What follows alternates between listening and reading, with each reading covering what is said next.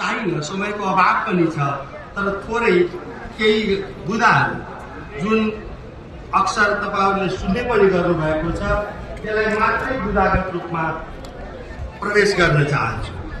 पहिलो मान्छेले भन्ने गर्छन् नेपाली काङ्ग्रेस, म धेरै अगाडिको कुरा गर्दिनँ, मात्रै 5-6 गते नोमिनेसन थियो, 4 गते नेपाली काङ्ग्रेसले संसदीय समिति गठन गर्यो। हेर्नुहोस् न, पहिलो लक्षण हेर्नुहोस्, हुने बिरुवाको चिल्लो पात भने जस्तै अहिलेको दृष्टिकोणबाट केही भ्युअर्स र फलोवर्सहरू भए भन्दैमा आफूलाई महान नेता ठान्ने ती व्यक्तिहरूका प्रति हामीलाई कुनै केही टिप्पणी गर्नु छैन।